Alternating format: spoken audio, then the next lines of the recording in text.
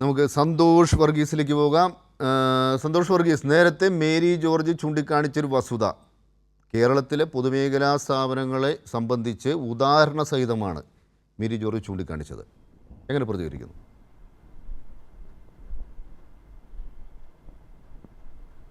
അല്ല, അത് ഞാൻ നേരത്തെ തന്നെ പറഞ്ഞു കഴിഞ്ഞല്ലോ. പൊതുമേഖലാ സ്ഥാപനങ്ങളുടെ കടബാധ്യതയിൽ ഏതാണ്ട് 80% എസൻഷ്യൽ സർവീസും പബ്ലിക് യൂട്ടിലിറ്റി സർവീസുമാണ്. അതിൽ യൂട്ടിലിറ്റി സർവീസ് എന്ന രീതിയിലാണ് KSRTC നമ്മൾ കാണുന്നത്. KSRTCയുടെയാണ് ഏറ്റവും വലിയ ഒരു കടമുള്ളത്, അല്ലെങ്കിൽ ഒരു നഷ്ടം വരുത്തുന്നത്. മറ്റൊന്ന് കേരള വാട്ടർ അതോറിറ്റിയാണ്. അത് യൂട്ടിലിറ്റി അല്ല, അത് എസൻഷ്യൽ സർവീസാണ്. യൂട്ടിലിറ്റിക്കും അപ്പുറത്ത് അതില്ലാതെ നമുക്ക് മുന്നോട്ട് പോകാൻ കഴിയില്ല. അപ്പോൾ ഈ രണ്ട് സർവീസുമായി ബന്ധപ്പെട്ട്, പൊതുമേഖലാ സ്ഥാപനങ്ങളുമായി ബന്ധപ്പെട്ടുണ്ടായ പ്രശ്നം എങ്ങനെ പരിഹരിക്കണമെന്നുള്ളത് നഷ്ടത്തിൻ്റെയും ലാഭത്തിൻ്റെയും അടിസ്ഥാനത്തിൽ അല്ലല്ലോ തീരുമാനിക്കേണ്ടത്. അത് സമൂഹത്തിൽ ആ രണ്ട് സ്ഥാപനങ്ങളും പ്രവർത്തിക്കേണ്ടതിൻ്റെ ആവശ്യകത എന്താണ് എന്നുള്ളതിൻ്റെ പശ്ചാത്തലത്തിലല്ലേ അതിനെ വിലയിരുത്തേണ്ടത്.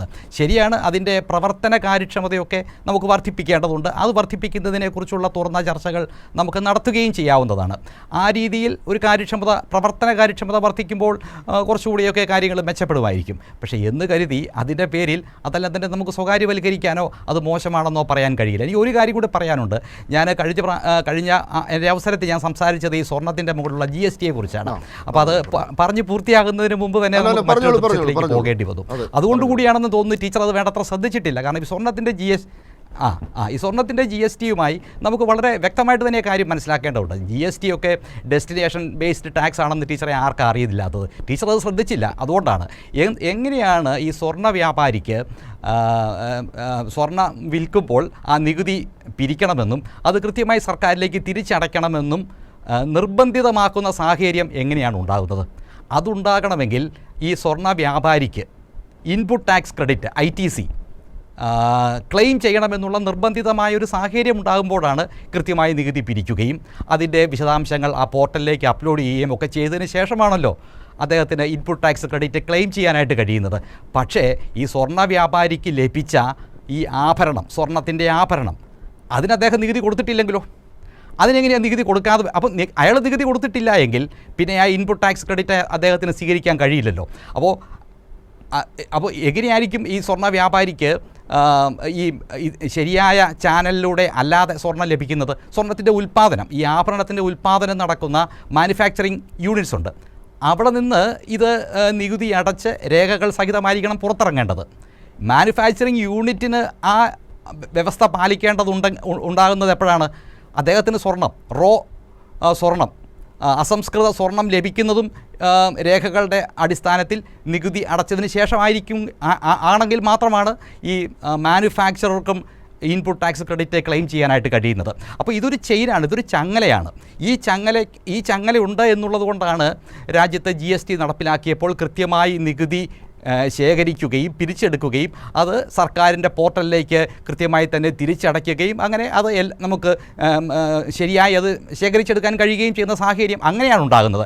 അപ്പോൾ ഈ ചങ്ങല എവിടെയാണ് മുറിയുന്നത്? ആ ചങ്ങല മുറിഞ്ഞു കഴിഞ്ഞാൽ കൃത്യമായി നികുതി പിരിക്കാനോ ആ നികുതി പിരിച്ചത് തിരിച്ചടച്ച് താൻ അടച്ച നികുതി വസൂലാക്കാനും ഒന്നും തന്നെ കഴിയാതെ പോകും. യഥാർത്ഥത്തിൽ ഈ പ്രശ്നമാണ് സ്വർണ്ണത്തിൽ നിന്ന് കാര്യമായിട്ടുള്ള GST വരുമാനം സംസ്ഥാനങ്ങൾക്ക് ലഭിക്കാതെ പോകുന്നതിൻ്റെ ഒരു കാരണം. ഇത് കേരളത്തിൻ്റെ മാത്രം പ്രശ്നമല്ല, അല്ലെങ്കിൽ കേരളം മാത്രം പരിഹരിക്കാവുന്ന ഒരു വിഷയമല്ല. ഞാൻ അതുകൊണ്ടാണ് സൂചിപ്പിച്ചത്, സ്വർണ്ണം എങ്ങനെയാണ് ഇന്ത്യയിൽ എത്തുന്നത്?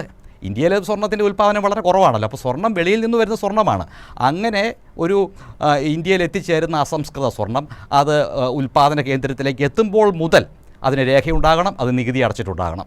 അങ്ങനെയാകുമ്പോഴാണ് മാനുഫാക്ചറിങ് യൂണിറ്റ് ആഭരണമായിട്ടത് പുറത്തിറക്കുമ്പോൾ അതിൻ്റെ രേഖകൾ ഈ അവസാന സ്വർണ്ണ വ്യാപാരിക്ക് കൈമാറുക. അങ്ങനെ നികുതി അടച്ചു വാങ്ങിയ സ്വർണ്ണാഭരണം സ്വർണ്ണ വ്യാപാരിയുടെ കയ്യിലുള്ളപ്പോഴാണ് നിർബന്ധിതമായും ആർക്കൊക്കെയാണോ സ്വർണ്ണം വിൽക്കുന്നത് അവരുടെ കയ്യിൽ നിന്നെല്ലാം നികുതി പിരിക്കാനും അതിൻ്റെ രേഖകൾ സൂക്ഷിക്കാനും അത് GST നെറ്റ്വർക്കിലേക്ക് സമർപ്പിക്കാനും പിന്നീട് അതിൻ്റെ ITC ക്ലെയിം ചെയ്യാനുമൊക്കെ ഈ വ്യാപാരി നിർബന്ധിതമാകുന്നത് ഈ സാഹചര്യമുള്ളതുകൊണ്ടാണ്. അപ്പോൾ ഈ ചങ്ങലയെ കണ്ടില്ല ടീച്ചർ. അതുകൊണ്ടാണ് ഞാനെന്തോ പറഞ്ഞതിനകത്ത് വേണ്ടത്ര മനസ്സിലാക്കാതെ പറഞ്ഞു എന്ന് ടീച്ചറിന് പറയേണ്ടി വന്നു. അപ്പോൾ ടീച്ചറാണ് ഇത് ശ്രദ്ധിക്കാതെ പോയത്. അപ്പോൾ ഈ GST സംവിധാനം കേരളത്തിൻ്റെ നിയന്ത്രണത്തിൽ മാത്രമല്ല, നമുക്ക് മുൻപായിരുന്നെങ്കിൽ GST വരുന്നതിന് മുമ്പായിരുന്നെങ്കിൽ ഈ വ്യാപാര സ്ഥാപനങ്ങളൊക്കെ റെയ്ഡ് ചെയ്യാനും അവിടെയൊക്കെ കൃത്യമായിട്ട് നികുതി പിരിക്കുന്നുണ്ടോ, എത്രയാണ് അവർ സ്വർണ്ണം വിൽക്കുന്നത് എന്നൊക്കെ പരിശോധിക്കാനുള്ള ഒരു സാഹചര്യമുണ്ടായിരുന്നു. ആ കാലത്തൊക്കെയാണല്ലോ വ്യാപാരികൾ വലിയ രീതിയിലുള്ള തർക്കവും വിമർശനവും ഒക്കെ ആയിട്ട് കടന്നു വന്നത്. അപ്പോൾ GST വന്ന സാഹചര്യത്തിൽ ഇനിയിപ്പോൾ ആ രീതിയിൽ ഒരു വ്യാപാര സ്ഥാപനം അങ്ങനെ പോയി അങ്ങനെ റെയ്ഡ് ചെയ്യുകയോ പരിശോധിക്കുകയോ ഒന്നും ചെയ്യേണ്ട സാഹചര്യമില്ല. കാരണം ഇൻപുട്ട് ടാക്സ് ക്രെഡിറ്റ് അദ്ദേഹത്തിന് ക്ലെയിം ചെയ്യണമെന്നുണ്ടെങ്കിൽ കൃത്യമായിട്ട് നികുതി പിരിക്കുകയും ബില്ല് നൽകുകയും ഒക്കെ ചെയ്യേണ്ടതുണ്ട്. അപ്പോൾ ഈ ചങ്ങല കാര്യമായിട്ട് ഇന്ത്യയിൽ മുറിഞ്ഞു കിടക്കുകയാണ്. എങ്ങനെയാണ് ഇതിനെ നന്നായി നമുക്ക് ഇൻസെൻറ്റിവൈസ് ചെയ്യാൻ കഴിയുക എന്നുള്ളതാണ് യഥാർത്ഥത്തിൽ ഇവിടുത്തെ പ്രശ്നം. അത് കേരളത്തിന് മാത്രം ചെയ്യാൻ കഴിയുന്ന കാര്യമല്ല. കാരണം നല്ലൊരു വിഭാഗം, നല്ലൊരു അളവ് സ്വർണ്ണാഭരണങ്ങളും അതിൻ്റെ അസംസ്കൃത സ്വർണവുമെല്ലാം തന്നെ കേരളത്തിന് വെളിയിൽ നിന്ന് എത്തിച്ചേരുന്നതാണ്. അപ്പോൾ ഇതാണ് യഥാർത്ഥത്തിൽ സ്വർണവുമായി ബന്ധപ്പെട്ട പ്രശ്നം. ശരിയാണ്, 30,000 കോടി രൂപയുടെ GST പിരിച്ചെടുക്കാൻ കഴിയുമായിരിക്കും. പക്ഷേ ഈ ചങ്ങല വേണ്ടത്ര കൃത്യമായി നമുക്ക് പരിരക്ഷിക്കാൻ കഴിയുമ്പോൾ മാത്രമാണ് അതിൽ നിന്ന് ശരിയായ രീതിയിലുള്ള GST നമുക്ക് പിരിച്ചെടുക്കാൻ കഴിയുക. അപ്പോൾ ഈ പ്രശ്നം നമ്മൾ കാണേണ്ടതുണ്ട്. അതോടൊപ്പം തന്നെ ഇപ്പോൾ സർക്കാരിൻ്റെ സ്ഥാപനത്തിൽ ജോലി ചെയ്യുന്ന ഒരു വ്യക്തിക്ക് എത്രയാണ് ശമ്പളം കൊടുക്കേണ്ടത് എന്നുള്ള കാര്യത്തെക്കുറിച്ചൊക്കെയുള്ള കണക്കുകളൊക്കെ നമ്മുടെ മുമ്പിൽ വളരെ വ്യക്തമായിട്ട് തന്നെ ഉണ്ടല്ലോ. സർക്കാർ ഒരു മാതൃകാ തൊഴിൽ ദാതാവാണ്. അപ്പോൾ സ്വാഭാവികമായും അതുകൊണ്ട് തന്നെ വ്യവസ്ഥാപിതമായി എങ്ങനെയാണോ രാജ്യത്ത് തൊഴിലെടുക്കുന്ന തൊഴിലാളികൾക്ക് കൂലി നൽകേണ്ടത് ആ ഒരു മാതൃക സൃഷ്ടിക്കുന്ന രീതിയിലല്ലേ സർക്കാരിന് ശമ്പളം നൽകാനായിട്ട് കഴിയുകയുള്ളൂ. നമുക്കറിയാം ഏതാണ്ട് 5,20,000 സർക്കാർ ഉദ്യോഗസ്ഥന്മാരാണ് കേരളത്തിലുള്ളത്. അവരുടെ കണക്ക്, അവർക്ക് ലഭിക്കുന്ന ശമ്പളം എത്രയാണ് എന്നുള്ളതിനെക്കുറിച്ചൊക്കെ കണക്കുകളൊക്കെ നമ്മുടെ കയ്യിലുണ്ട്. ഞാനത് വളരെ കൃത്യമായിട്ട് തന്നെ പറയാം. 33,000-ൽ കുറവ് മാസശമ്പളം ലഭിക്കുന്നവരാണ് ഏതാണ്ട് ഒരു 10% ഉദ്യോഗസ്ഥർ. 75,000-ലും കുറവ് ശമ്പളം ലഭിക്കുന്നവരാണ് 26%. ഈ 75,000-നും 1,00,000-നും ഇടയ്ക്ക് ശമ്പളം ലഭിക്കുന്ന ഉദ്യോഗസ്ഥർ 42% വരും. അങ്ങനെ വരുമ്പോൾ ഏതാണ്ട് 78% സർക്കാർ ജീവനക്കാർക്കും 1,00,000-ൽ താഴെ മാത്രമാണ് അവർക്ക് ലഭിക്കുന്ന മാസ ശമ്പളം. അപ്പോൾ ഇത് കണക്കാണല്ലോ, ഇതൊരു വസ്തുത നമ്മുടെ മുമ്പിലുണ്ട്. അപ്പോൾ അത് വെച്ച് നോക്കുമ്പോൾ ഈ സർക്കാർ ഉദ്യോഗസ്ഥരെല്ലാം ഏതാണ്ട് ഭീമമായ ലക്ഷക്കണക്കിന് രൂപ ശമ്പളം വാങ്ങുന്നവരാണ്. അതുകൊണ്ട് ആ കാര്യത്തിലെല്ലാം തന്നെ കുറവ് വരുത്തണം.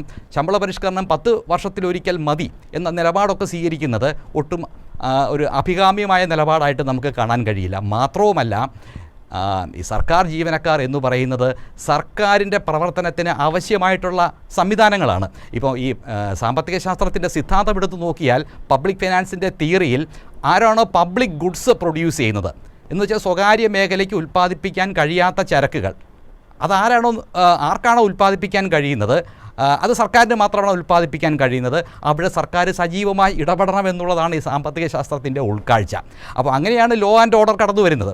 ലോ ആൻഡ് ഓർഡർ, നീതി നിർവഹണ സംവിധാനങ്ങൾ, അതുപോലെ മറ്റൊരു പ്രധാനപ്പെട്ട മേഖലയാണ് ഈ വിദ്യാഭ്യാസ മേഖല, ആരോഗ്യ മേഖല. ഇത് വലിയ രീതിയിൽ പൊതുസമൂഹത്തിന് ഗുണമുള്ള സേവനങ്ങൾ നൽകുന്ന മേഖലകളാണ്. നമ്മൾ ഇക്കണോമിക്സിൻ്റെ തിയറിക്കകത്ത് ഇത് എക്സ്റ്റേണാലിറ്റി ബെനിഫിറ്റ് എന്നാണ് പറയുന്നത്. അപ്പോൾ എക്സ്റ്റേണാലിറ്റി ബെനിഫിറ്റ് എവിടെയൊക്കെയാണോ ഉള്ളത്, മാത്രമല്ല അതുപോലെ പബ്ലിക് ഗുഡ്സിൻ്റെ സ്വഭാവമുള്ള വസ്തുക്കൾ സർക്കാർ ഉൽപ്പാദിപ്പിക്കുമ്പോൾ അതെല്ലാം തന്നെ ശക്തമായിട്ട് മുന്നോട്ട് കൊണ്ടുപോകണമെന്നാണ് ഈ ഉദാരവൽക്കരണത്തിൻ്റെ വക്താക്കളായ സാമ്പത്തിക ശാസ്ത്രജ്ഞർ പോലും സാമ്പത്തിക ശാസ്ത്രത്തിൻ്റെ സിദ്ധാന്തത്തിൽ എഴുതി വച്ചിരിക്കുന്നത്. എന്ന് പറഞ്ഞാൽ കേരളത്തിൽ ഇന്ന് നടത്തിക്കൊണ്ടിരിക്കുന്ന ഈ അഡ്മിനിസ്ട്രേറ്റീവ് എക്സ്പെൻസസ്, പ്രധാനമായും അഡ്മിനിസ്ട്രേറ്റീവ് എക്സ്പെൻസസ് എന്ന് പറഞ്ഞാൽ സർക്കാരിൻ്റെ പ്രവർത്തനം സുഗമമായി മുന്നോട്ട് പോകാനാണ്. സർക്കാർ പ്രവർത്തിക്കുന്നില്ലെങ്കിൽ പിന്നെ സ്വകാര്യ മേഖലയ്ക്ക് പോലും പ്രവർത്തിക്കാൻ കഴിയില്ല. അടിസ്ഥാന സർക്കാർ സേവനങ്ങൾ നൽകുന്നില്ല എങ്കിൽ സ്വകാര്യ മേഖലയ്ക്ക് പോലും മുന്നോട്ട് പോകാൻ കഴിയില്ല. അപ്പോൾ ആ മേഖലയെ ശക്തിപ്പെടുത്തണം. അതോടൊപ്പം തന്നെ വിദ്യാഭ്യാസ ആരോഗ്യ രംഗങ്ങളിലും അത് മനുഷ്യ മൂലധനത്തെയല്ലേ അത് സൃഷ്ടിക്കുന്നത്. അപ്പോൾ ഇവിടെ ക്യാപിറ്റൽ എക്സ്പെൻഡിച്ചർ കുറവാണെന്നൊക്കെയുള്ള വിമർശനം ഉന്നയിക്കുമ്പോൾ മനുഷ്യ മൂലധനത്തെ യഥാർത്ഥത്തിൽ കാണാതെ പോവുകയാണ്. ഈ ഭൗതിക മൂലധനം മാത്രമല്ലല്ലോ ഒരു സമ്പദ് വ്യവസ്ഥയുടെ ശക്തിയെയും ഉൽപ്പാദനക്ഷമതയെയും ഒക്കെ ഉൽപ്പാദന സാധ്യതയും തീരുമാനിക്കുന്ന പ്രൊഡക്റ്റീവ് കപ്പാസിറ്റി, ആ ഉൽപ്പാദന സാധ്യതയെ തീരുമാനിക്കുന്നത് ഭൗതിക മൂലധനം മാത്രമല്ലല്ലോ. അപ്പോൾ കേരളം നടത്തുന്ന ഇത്തരം ഈ റവന്യൂ എക്സ്പെൻഡിച്ചർ എന്ന് ഇപ്പോൾ കണക്ക് കൂട്ടിയിട്ടുള്ള ഈ എക്സ്പെൻഡിച്ചർ യഥാർത്ഥത്തിൽ തെറ്റാണ്. ആ രീതിയിൽ യഥാർത്ഥത്തിൽ അത് ക്യാപിറ്റൽ എക്സ്പെൻഡിച്ചറാണ്. മാത്രമല്ല ജനറൽ അഡ്മിനിസ്ട്രേഷൻ സർവീസസ്, സർക്കാരിൻ്റെ അടിസ്ഥാന സേവനങ്ങൾ മുന്നോട്ട് കൊണ്ടുപോകുന്നതിനുള്ള എക്സ്പെൻസ് ആണല്ലോ ഈ ജനറൽ അഡ്മിനിസ്ട്രേഷൻ സർവീസ് എന്ന് പറയുന്നത്. അത് നമുക്ക് ചുരുക്കാൻ കഴിയില്ല. അത് ഒരു വേസ്റ്റ്ഫുൾ ആയിട്ടുള്ള എക്സ്പെൻഡിച്ചറാണ് എന്ന് നമുക്ക് പറയാൻ കഴിയില്ല. കാരണം അത് പബ്ലിക് വളരെ വിശദമായി തന്നെ പറഞ്ഞു കഴിഞ്ഞു.